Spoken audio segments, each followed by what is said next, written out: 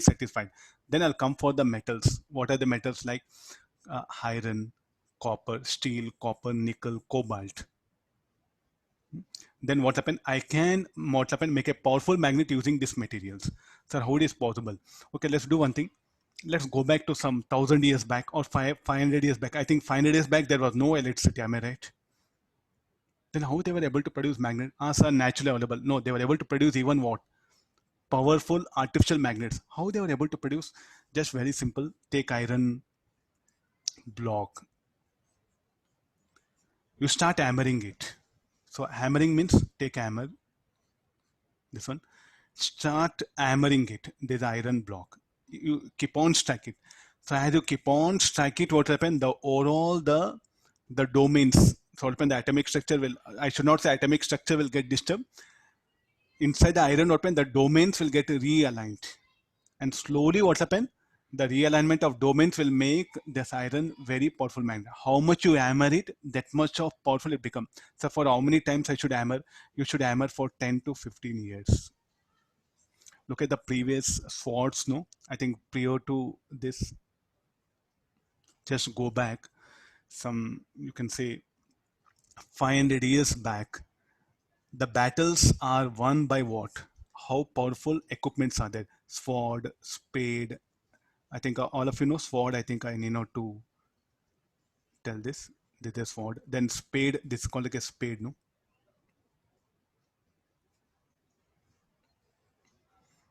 So on this will be sharp. Then we have other things. So these are the very popular things which were used here. Spear is not used in the battles. No, these are widely used here. Then other things are there. Spear, other things. But these are the things. Sword is what, and the spade. These are the things which are widely used here. And now, like how do they make a powerful sword? And if compare the iron and magnet, which will be stronger? The magnet will be stronger. So all the weapons, if they are made up of very powerful magnet, then the battle you can win easily. So how to bring the magnet? Just take iron and hammer it. That's why in the country, in a given kingdom, what happened? They used to make a weapons. In that weapons weapon, they used to hammer things. When you hammer this iron for 10 to 15 years, what will happen? It will get magnetized. After getting magnetized, what happen? Again, it can be made into different, and by sharpening this, it will become. Now you take the ordinary sword made up of iron and the sword made up of magnet. The sword made up of magnet, what happen? Will be more stronger. So like this, what happened? All the weapons they used to make. Okay, now technology got advanced. We are coming for bombs, everything. So now earlier, who used to hammer their weapons for longer time? No, they used to have a powerful weapons. That was the method of winning the battles here. So now what will happen? Okay, now I think if you stand with a sword, no, you shoot with a gun over. So that's what happened. Why India, after 15th century, why India was losing battles? The main reason is this one. The Western people, they came with guns, cannons, and we had a sword in their hand. Okay, good sword. But can we fight with cannons? One cannon weapon, one bomb weapon used to kill 100 members easily. So that was the reason why the European countries came and dominated us, because they had a very good weapons, advanced weapons than us. If you look at the Vijayanagara, Vizag, I think in 1870s or so like 19th century, war happened. Within 15 minutes, war got over. The Vijayanagaram king, what happened, has to surrender. Only 15 minutes. Huh? The Britishers came, they were with gun. The Vijayanagaram kings, what happened, the soldiers were only with swords. Almost around around 8,000 people died within 15 minutes, the war got over. It's all about weapons. Huh? Nothing is there. Who are having more weapons, they will win the battle. That what happened after 15th century. What happened? You can say the West. What happened? They went for the science. They took help of science. They brought very good weapons. But India, what happened? We went to even stick to traditional things. There is a main cause why Britishers were able to dominate on us. The Europeans, they were able to dominate on us? They said they were intelligent. They came by business. No, they had a good weapons. Finish war. There's no other alternative. cannons, how do you can fight with cannons? Only in India, what happened? The Tipu Sultan, he brought that technology from where he was had a friendship with the France, and through France, what happened? He acquired technology. Then he was able to put some resistance to the Britishers. Pretty sure they're the main cause. Huh? So now also, I think now also the same situation. If you don't have weapons, we are going to lose battle. Good weapons from where will come? Good engineers where will come? When you solve numericals, think, solve good numericals, bring thinking ability. See, it all interrelated. Huh? Your education is future of this nation. That much I can say. If you think, we'll be safe. If you don't think, then again some other country may come and capture us. So it's your natural responsibility that you should develop a thinking ability. Otherwise, gone. What is the ferromagnetism? If you take the ordinary iron rod or something, inside that, what happens? A group of atoms, they come together. A group of atoms, they come together and they will form a domain. This is what happens. To explain magnetism, what happens? The best way of the domain theory is what it is being proposed here. So I'll just give very simplified diagrams. A group of atoms. So what happens? This is one domain. 4 domains are there. Domain 1, domain 2, domain 3, domain 4. The dipole moment, all the atoms in this domain, they will have their dipole moment in one specific direction. Then the domain 3, here the atoms of all this will align itself in such a way that the net dipole moment of this will be towards left. What is this arrow indicates? Dipole moment, net m bar of this. If it is like this is this direction. What is the net dipole moment? M net, you can put it. M net equal to m1 bar, m2 bar, m4 bar, and it is equal to 0. So here nearby you write it like this. So a good example, there's a ferromagnetic substance. So there's no external field. Now when I bring an external field, one of the domain means the domain whose magnetic moment is in the direction of external field, it will get support. And what it will do, it will force the others.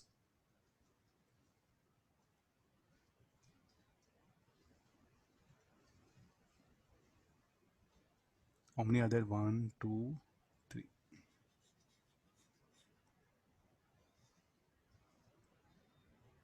Let me make like this here. So this domain will dominate. We need one more, no? Yeah.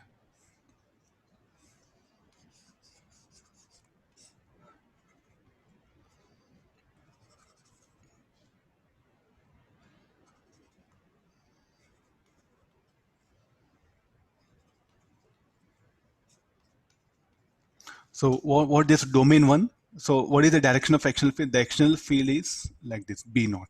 Then external field is, when I immerse this substance in external field, the domain 1, the domain whose magnitude in the direction of external field, what happen? It will what happen? Its domain will increase. Means it will pull out some atoms from other domain and it will make the dipole moment to be in the direction of B naught. And the net dipole moment of this will increase and it will force the other domains to align their dipole moment in the direction of external field. And further, if I increase, no, it will come to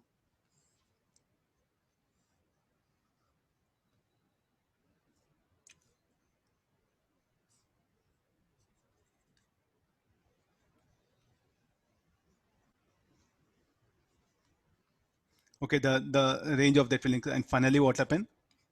We'll get a condition. The final. The domains will not will be there. We'll get all in all the regions what happen? The M1 bar. I'll write dash because they have changed it, no?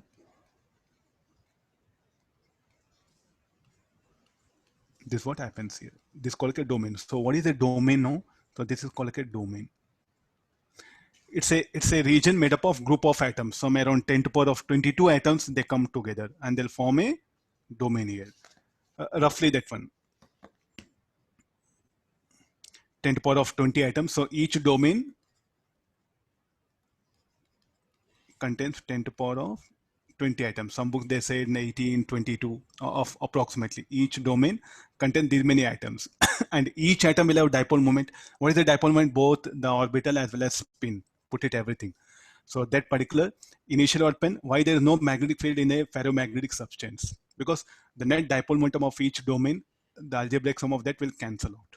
When I keep this ferromagnetic substance in an external magnetic field, then one of the domain whose dipole moment in the direction of external field will align itself, dipole moment, and it will force the other domains to align their dipole moment in the direction of external field.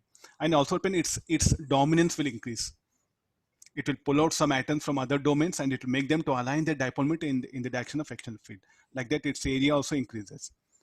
So like this open, as I keep on increase external field, it's, don't say B naught. B naught also I should keep on increase. B naught. Okay, we'll do one thing. I'll B naught dash double dash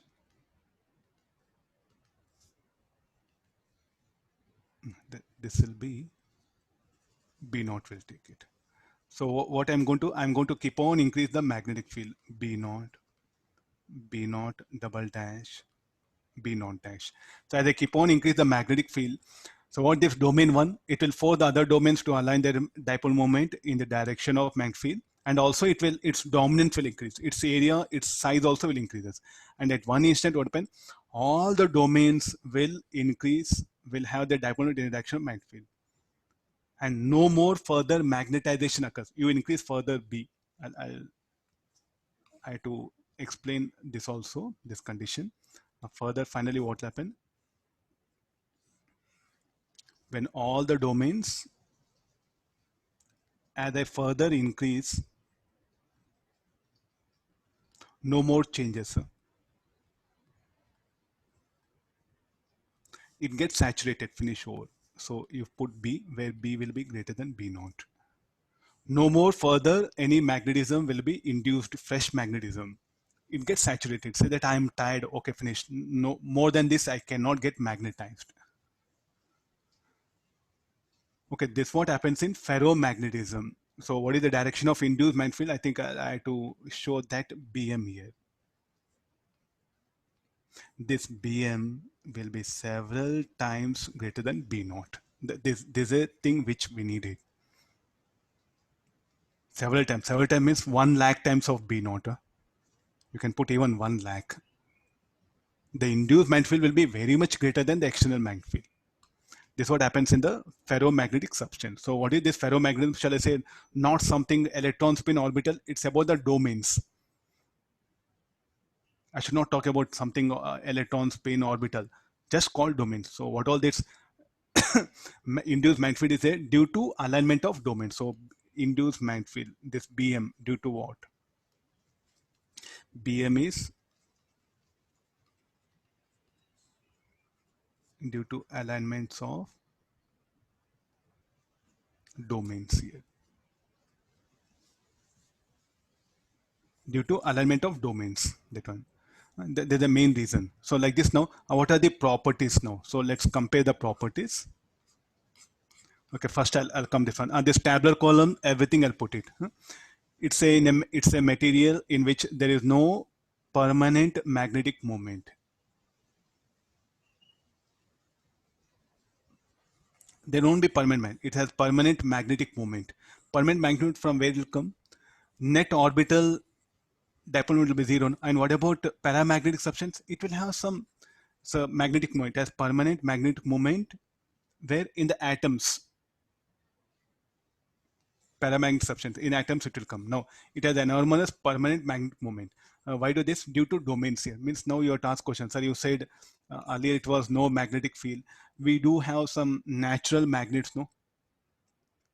Ferric oxide or like a Fe2O3 magnine, it's called as a naturally available magnet. From where do it got magnetism? Inside that the domains will get realigned.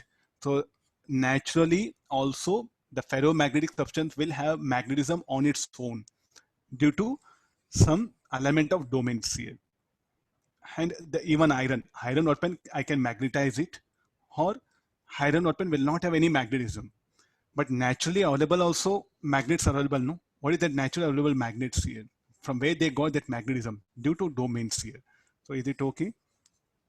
And paramagnetic substance also. They have some permanent magnetism, that too very small. And next again, a spin or magnetic moment or dipole alignment. No spin alignment. It, it will have random alignment, parallel and orderly alignment inside the material. This is the thing. Next year, behavior. What will happen to this diamond substance? They will repel magnetic lines from the center of the material. They'll attract heavy attraction of lines of force towards the center. So what is the meaning of this? So I think I have a diagram here. No, I'll draw it here only nearby. Once again, I'll put it, there is no permanent magnetic moment. So there's a, here only let me draw that. Due to orbital motion.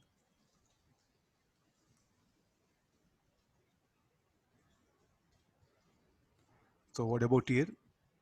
This will be due to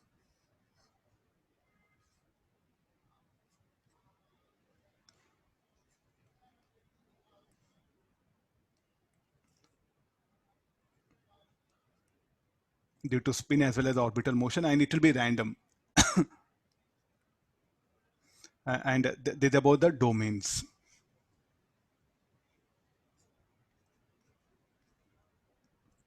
No, repulsion of magnetic lines. So if you keep the bar magnet, if you keep the diamagnetic substance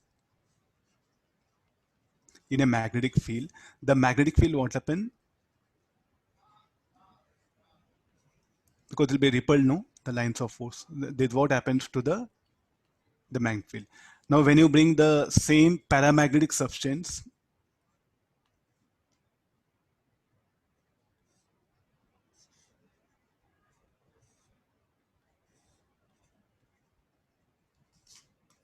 they will start passing through it.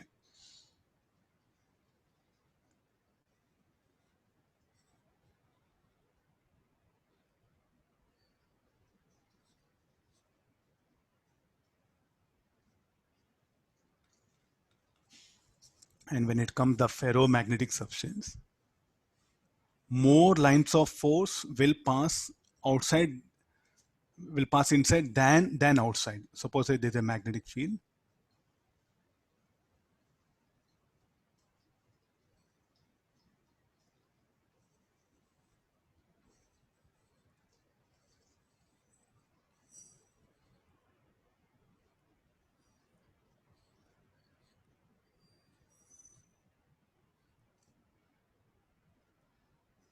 So what this ferromagnetic substance will do, it will pull the lines of force more into the substance. So this is the ferro.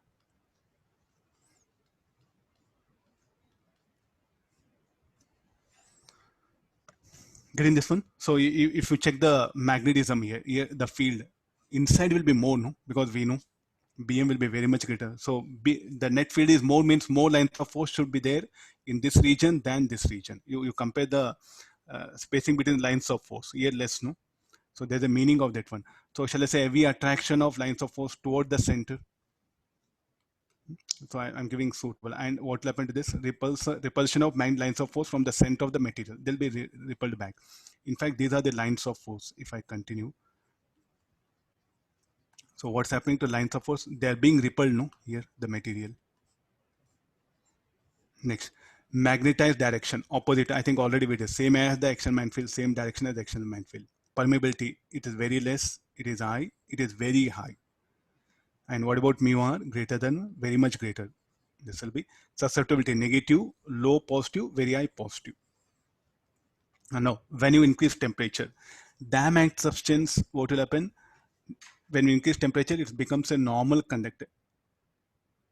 I'll explain later on this. I need time. When the temperature is less than the Curie temperature, it is converted into diamagnetic substance. So here the curve, once again I'll put it.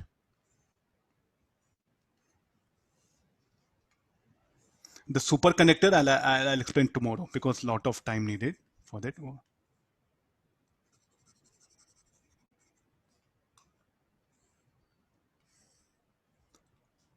So if you look at the curve, it will be like this.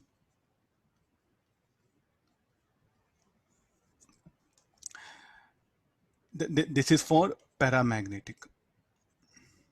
When the temperature is less than Curie temperature, it is converted into diamagnetic substance. Not all, few are there. So let it be just put in graph like this. Now if I plot the paramagnetic, ferromagnetic, the curve will be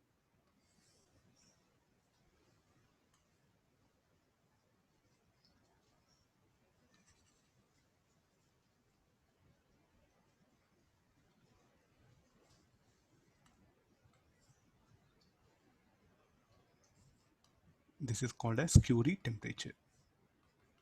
This is the ferro, it will become para. The ferromagnetic substance, as you increase temperature at one point called as Curie temperature, it will become paramagnetic substance. So you mean to say iron is magnetic properties? Again, don't think iron will become some other element.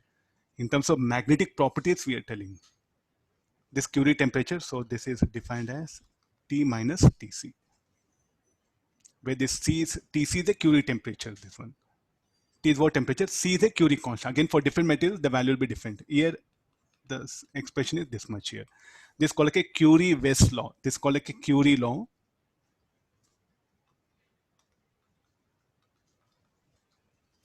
This is called like a Curie-weiss law. So for temperature T less than Tc, the substance will be ferromagnetic, will be as a ferromagnetic. Once the temperature of substance will become greater than Curie temperature, it will become a paramagnetic substance. What is saying? Now, why do it happen? As you increase temperature, what will happen to the domains? The domain starts vibrating.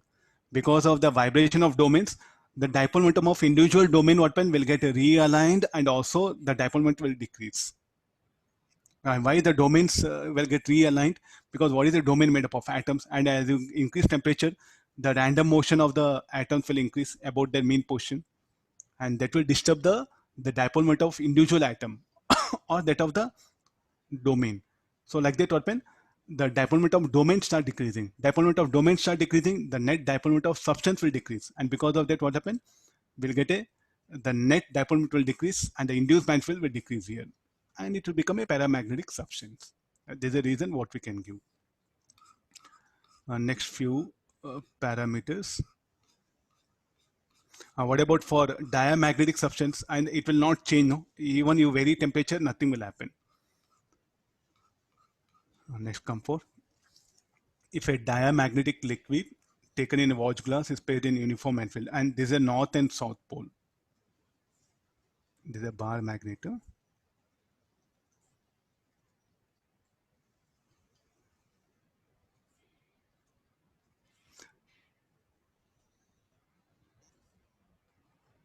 These are the experimental ways of determining liquid. What is that nature of liquid? No, so they're the simplest things what earlier we were using.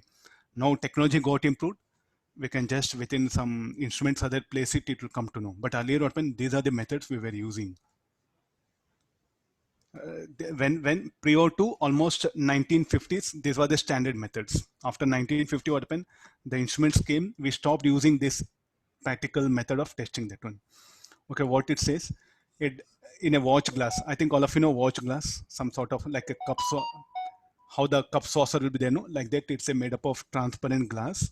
In that, I'll fill up a diamagnetic liquid. The diamagnetic, what are the diamagnetic liquids like bismuth, silicon, copper? All these are examples. I can go for diamagnetic liquids also are there. I'll give some.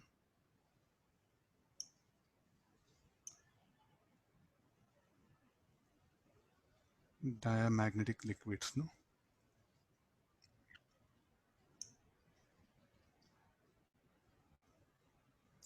Water is a good example. Even water will come diamagnetic. Water, nitrogen, liquid nitrogen or the water. I'll fill up here. So that particular liquid is taken.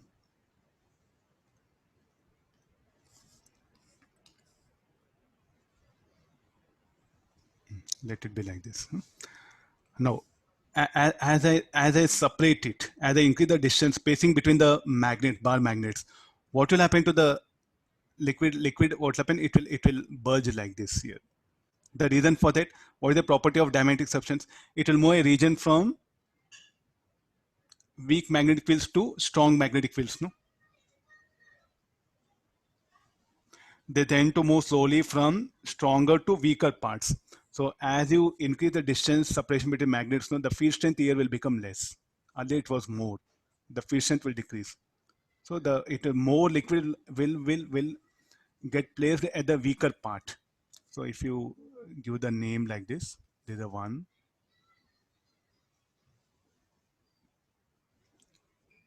B2 will be less than B1.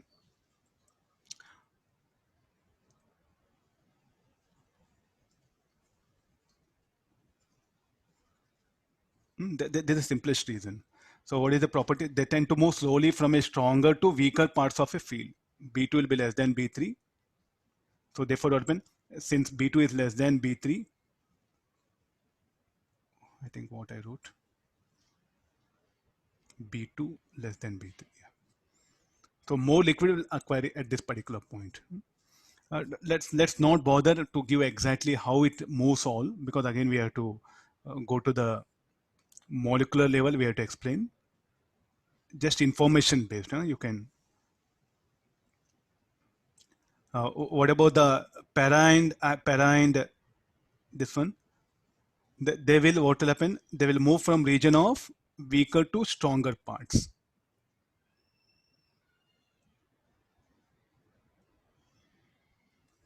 Let's give the name. So here I think the field 2, 3. There's a 1. B2.